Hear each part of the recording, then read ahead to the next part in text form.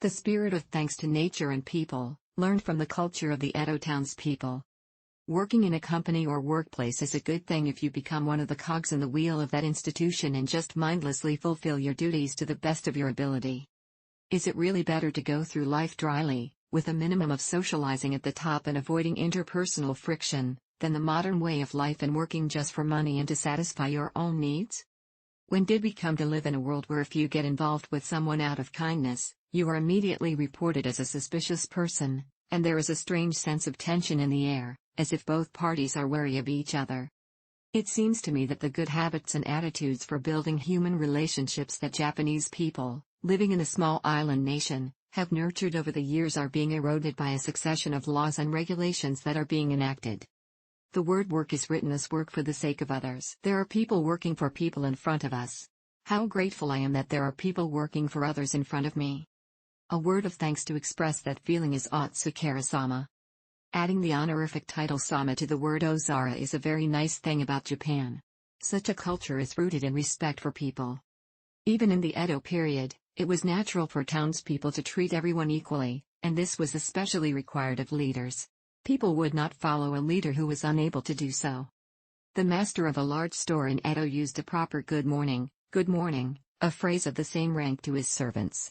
A lord who replied Ohio to a servant when the servant said Ohio Masa would not only not be respected, but would be despised. That's the norm in modern companies, for example, and it's customary for people to dare to be great in order to maintain their dignity with their employees.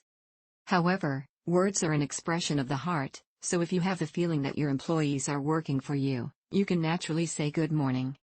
This is still the case today. If a superior behaves lazily toward a subordinate, that attitude becomes the attitude of the company itself, and customers will be treated lazily as well. If a company's top management is dishonest, or if it does not consider people as human beings, as in the case of the recent food falsifications, it will eventually fall into a situation where it will not be able to operate.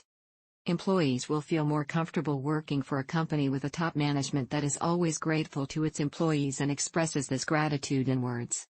I believe that such a company will ultimately survive and its performance will grow.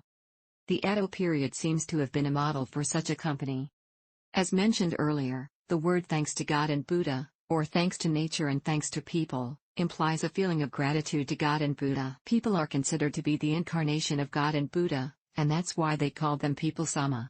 We also thought that our actions were being watched by both God and Buddha and our ancestors. Therefore, each of us should stand with dignity and help ourselves.